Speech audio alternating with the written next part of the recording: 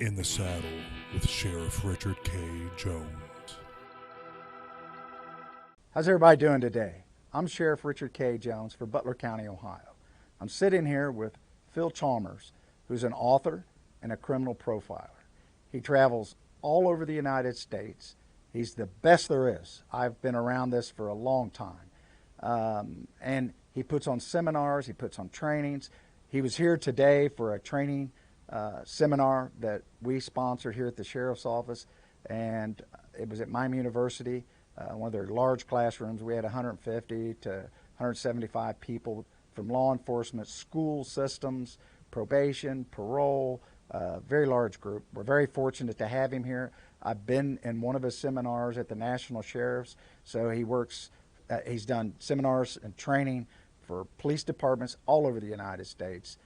He's talked to over 500 killers himself in his classes. He actually gets the people that are charged and in prison for mass killings, mass shootings, real bizarre crimes, and they actually gets them on the phone in class. And you can ask questions. And the way the world's turning with all these mass shootings, mass killings, we need all the training we can, and it changes every day. Something different's happening. And these mass killings just keep on going and going and going, and they're not getting less. They're actually becoming quite often. And when I was taking classes at Xavier University, I remember one of my professors 25 years ago, 30, and he touches on that today in his classes, that they said we would see the most crazy, bizarre crimes committed by young people that we've ever seen in the history. And he said, and that was 25, 30 years ago, and I thought, what's he talking about? As I'm sitting in his class, and he was absolutely correct. And he said one of the reasons is that kids spend more time in front of their computers playing these games, and they're all full of killing and stabbing and blowing up, prostitution, sex, drugs, and you get rewarded for all these things that you do. And they interviewed a commander in the military who said he wished he could program their military personnel as long the hours that the average kids get behind these computers at home, and that they wish their military could have that, because you're actually being programmed that killing's okay, it's just a game. And a lot of these mass killings with the younger people, that's what it is. And he said we would see nothing like what we are seeing now, and he was absolutely correct. And I'm going to see more of it, and I know that's the reason. The average child, I was told at that time, spent 2 to 3 hours a week of quality time with a parent and or someone that's watching these kids. And quality time is not coming home and hustling them to the table, letting them do their homework and putting them to bed. Quality time is taking them to a game, a sporting event, out somewhere where you talk and you communicate. They spend more time on those computers, in their rooms, on their phones, playing these crazy games, and they're actually getting programmed. Not blaming it on that, but it seems that every time we watch the news, there's a more crime, and it's a lot of mass shootings. Without further ado, you got the floor. Well, it's good to be here. Good to be in Butler County. I was raised in Ohio. I was raised in Cleveland, grew up in Aurora, suburb called Aurora. If some of you down here may have been to Jog Lake and SeaWorld, that's my hometown. I was raised in a troubled home, dysfunction, poverty in Cleveland. I was raised in Cleveland for a while. And I experienced a lot of the same things these kids experience, these killers.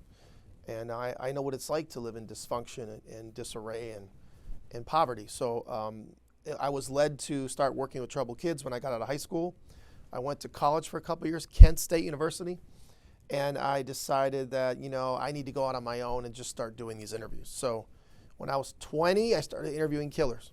And I've been doing it for, 35 years. And I've interviewed everybody from Charles Manson, Son of Sam, BTK, Hillside Strangler, all the way to almost every school shooter. And I've written several books, done a lot of TV, done some podcasts like you have here. And my whole mission now is to get this information that I've learned out to as many people as possible. So we did today was a training of me giving the information I've learned to your people. And hopefully they'll be able to spot a violent individual They'll spot the warning signs, the causes, the triggers. And, my goal is when I pull out of here today that this county is safer than before I came. So that's what we're doing today. One more thing I want to ask you, for the viewers' sake. Tell them why you got all your bling on. And what does that mean? Because I wondered the first time I Yeah.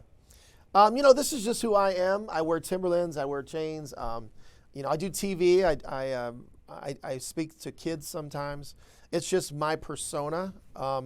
I guess I could show up and look like a police officer if I wanted to. Yeah. I could wear the same pants and a star on my shirt if I wanted to. I'm not here to pretend I'm a cop. I love law enforcement.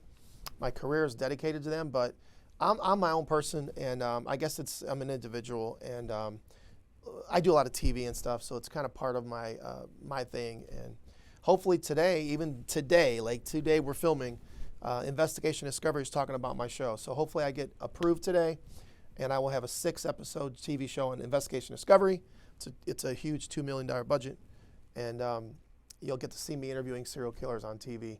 Now you're here. You're going to visit some killers also while you're here in Ohio, correct? Yeah, I'm trying to stop at Lebanon Correctional, interview a truck driver serial killer. Delmas Colvin killed 50 people. He was killing a couple hours from here, and he's housed 20 minutes from here, so he's close by. Well, I'm going to try to help you get there if I can today, that would be before great. you leave. That would be Are you great. flying out, driving out? Flying out of Columbus. Okay.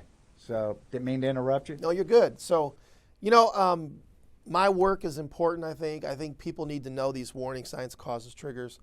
We could stop a lot of these shootings if we knew what we were looking for. A lot of the warning signs are missed. So that's why it's so important to do what we're doing today. And I appreciate you bringing me in. I wouldn't be here without you guys, you and the sheriff's office. So I'll be in Ohio next week. I'll be in Gahanna. I'll be in Boardman. I'll be in Massillon. And I'll be in Sandusky next week. So I do come to Ohio frequently and continue to do this work. But I'm all over the country. I'll be in Vegas pretty soon. I'll be in Wisconsin. I just go nonstop. Travel. Okay. Like I say, I met you at the National Sheriff's in Kansas, and the class was packed. And these are all law enforcement people. And when they were done, they were all coming up to book you to come to their facilities and teach classes. And tell us we got a few minutes. Talk about what people should know and what they should look for. They love stories about serial killers and people that you've talked to. And the amazing part is that they talk to you. When we're in the class, you're actually got them on the phone in class, and you did today. And the people that are in the class, which are law enforcement, schools, probation, the coroner was there. And when you actually get to ask questions, the students, to these killers, we interrogate them. But to actually get them after they're in prison, we were at the one, and you were talking to the truck driver that killed people, and you were talking to him as he was in prison. And I worked in the prison system 17 years, and I could hear the prison background in the back. They get phone calls. And we were asking questions, and he was very factual about what he done, how he done it, and why he done it. Well, let's talk about serial killers. Go ahead. There's at least 100, in my opinion. FBI says there's at least 50 active serial killers. I believe there's 100 or more. I believe a lot of serial killers today are truck drivers. They're long-haul truckers. It's a perfect occupation to kill people. You pick up somebody who won't be missed, like a prostitute. You kill her in your truck, which is almost soundproof. You drive her 5 states away and dump her body. You drive 5 more states away and dump her clothing, and that's why it's very dangerous. So we're encouraging law enforcement to start stopping trucks. When they do stop trucks, take a look around in the vehicle. Colvin's been stopped with bodies in the truck already. But it's a mobile crime scene. It's very dangerous, and there's a lot of guys like Colvin who are traveling the country. So it's important that we educate even law enforcement on how serial killers are operating today and why we have so many unsolved murders. We have about 4,000 unsolved cases every year in the United States. It's a lot of murder cases. It is. So we're hoping to make an impact and do our part to try to solve some of these cases. But then what I do, Sheriff, is I become friendly with them after they're in prison, and I say, let's cut a deal. What do you need? Sheriff says, I need a TV. I can do that for you. No problem. What I need from you then is I need you to solve a couple cold cases. Let's bring some closure for the families. Let's find a body. Let's tell them what happened to their loved one. And that's what I've been doing all over the country. All over the country. Very interesting. Now, when these mass shootings, what does law enforcement miss sometimes? you've told it in class. Right. They always shows they're interviewing people in the neighborhood. Seemed like a nice guy. He always waved to us, or very quiet, stayed to themselves. What should they be looking for? They say. Well, we can't cover it all today, but I have books out. I have a website. I have a notebook. My notes, my training notes are on my website. You all can read them. But there are 13 causes, about 20 warning signs, and about 6 triggers. And the biggest causes are dysfunctional homes, no father, drugs and alcohol, fascination with violence, guns, death, violent video games, cruelty to animals, fire starting, bedwetting. Those are some of the things we're looking for, causes and warning signs. A lot of these mass shooters will pose with their weapons on social media, then they'll do the shooting. So the kid in Uvalde was taking pictures and posted them of his weapons. And that's a big warning sign, and nobody caught that. Cruelty to animals is a big thing. We see a lot of that. At the end of the day, though, I think it's important that we learn these and spread these to as many people as possible. I think that makes a difference.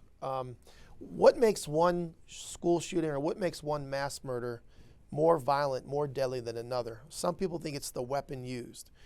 In my research, there is no correlation of weapon used, right?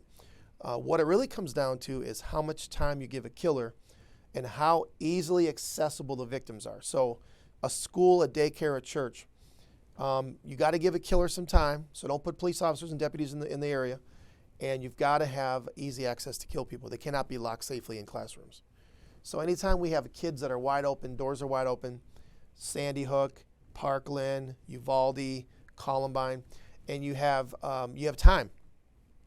Kid had 15 minutes of Virginia Tech, hour and 20 minutes at Uvalde. You only need 6 minutes. And that's what makes one shooting deadlier than another.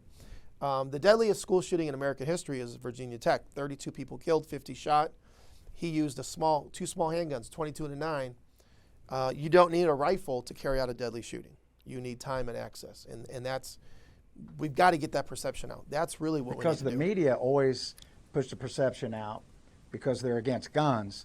The AR-15 look guns and do away with these rifles. They never talk about pistols. But No. You said the deadliest was 2 pistols. 80% of shootings, of murders in the United States are carried out with handguns. 80%.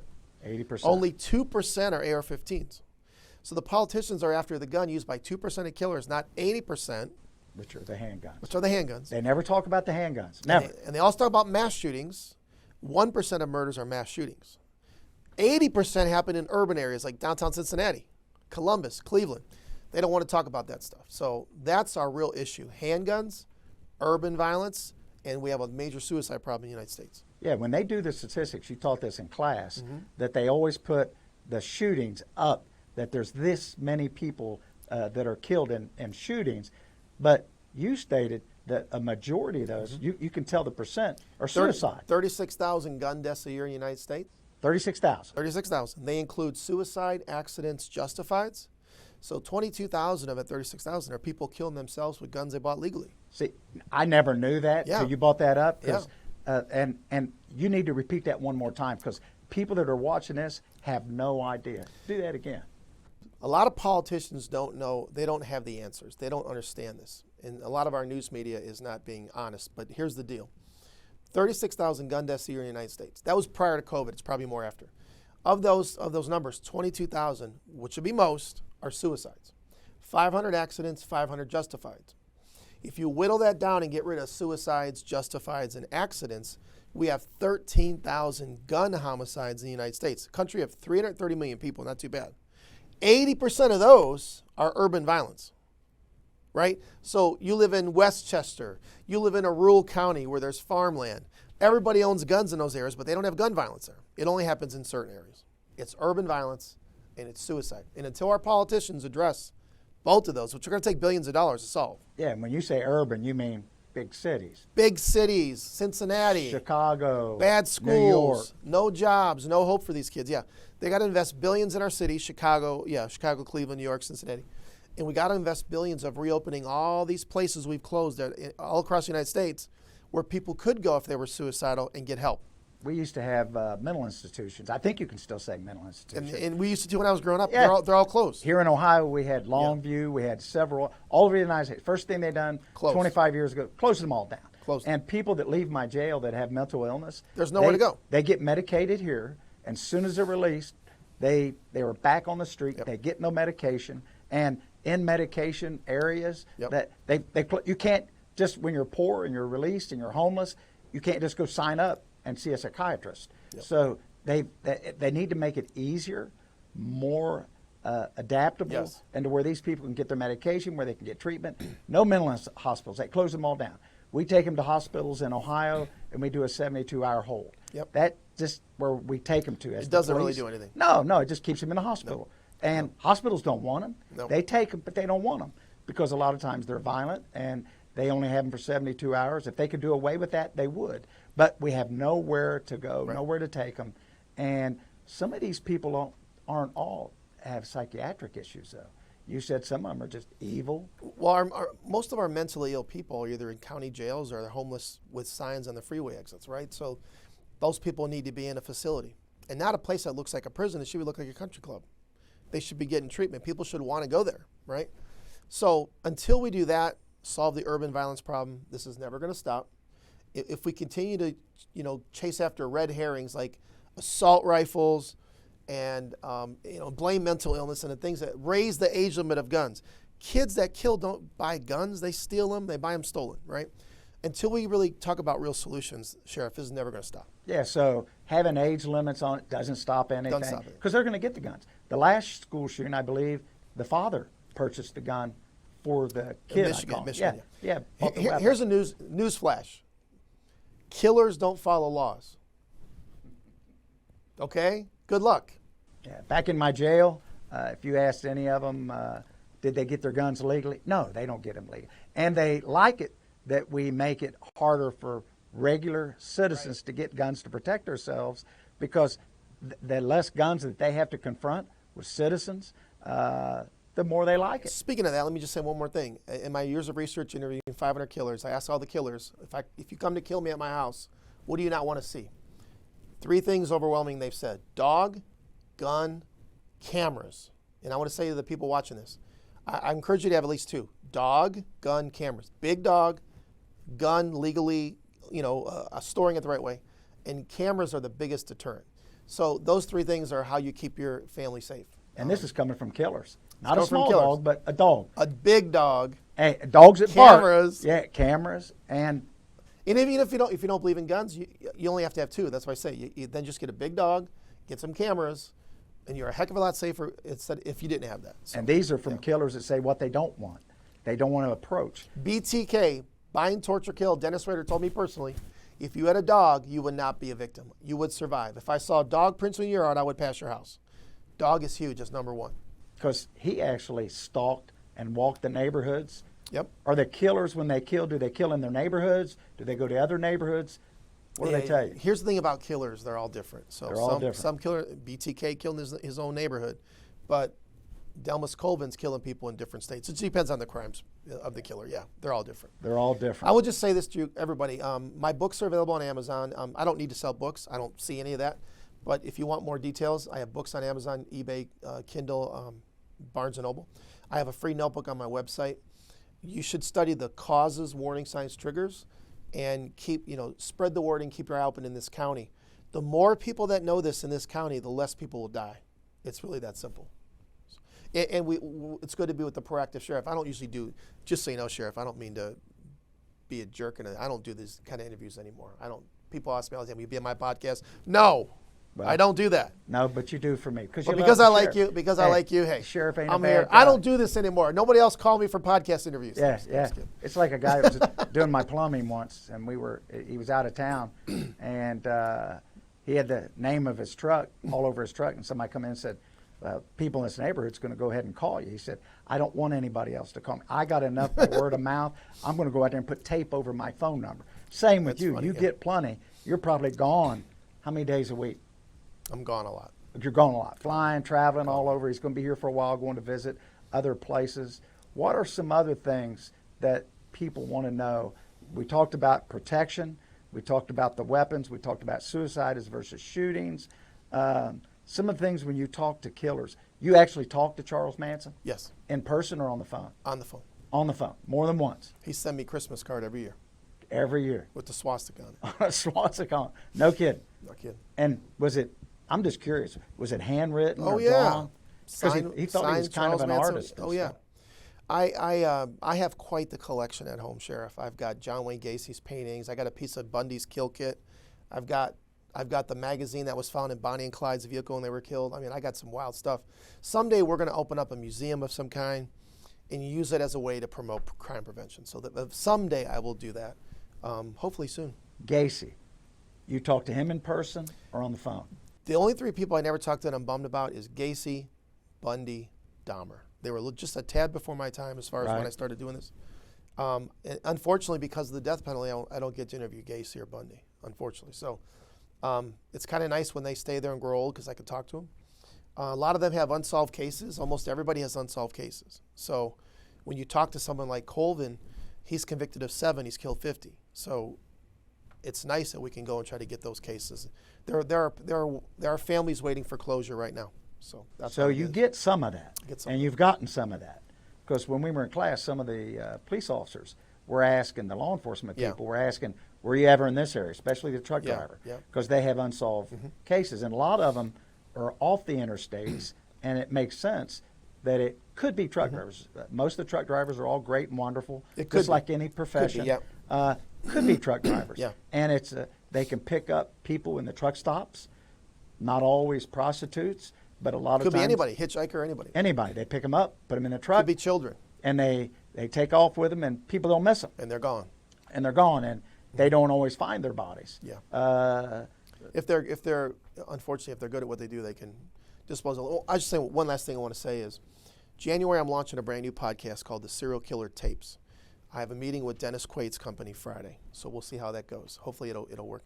Hopefully I have a TV show, 6-episode series. Hopefully it's on ID. And I appreciate you having me on. And if I could do anything for you, let me know.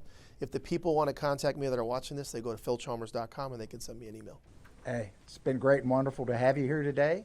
And if there's anything you need to know, we're gonna have it up online where you can ask questions. He travels all over, teaches these seminars. He's been great for us, for law enforcement. Like I said, it was a packed house today. We didn't have anywhere here big enough to do it. We probably had 15 or 20 different agencies there, and these are things that we need to know. And we had 2 killers, I believe, today that were on the line, and people in the class could ask questions directly to these people. A lot of small law enforcement agencies don't get any of this. These killers just don't pick, where the large police departments are, where the smaller ones are. The mass shooting in a theater, the guy was Aurora, Colorado. Yeah, that was huge police department. I think they had 3,000 police officers, and they had 1,500 on duty that night, and they still didn't have enough. Because they always think there's 2 killers when there's 1. And we've done the same thing. When we had the mass shooting in a school, we get the rumors there's more than 1 shooter, and we're the police. There's 3 shooters. Then the other schools are closing. It's so much information, and if it wasn't for somebody like Phil here to put it all in perspective so we know, and it actually helps us. Is there any last thing you want to tell the public about how they can protect themselves other than what you said? I want to thank y'all for having me out here. And I think the public, you just have to live in the thing I call condition yellow. And that's always being aware of your surroundings, no matter where you are. When I go to movie theater, I sit in the very back row. I never let anybody sit behind me at the theater. When I eat at a restaurant, I face the door, put my back to the wall. Walk outside of a grocery store, I don't look at my phone. I survey the parking lot, look at the cars parked next to me. We all need to do this to be more condition yellow. We'll see things that we might miss. And if we do that, we can all be a little bit safer here in the county. So thanks again, man. Hey, thanks for everybody. Good to meet you, man. Appreciate you being Thanks here so with much. us today. Appreciate it. Have a good day. Thank you.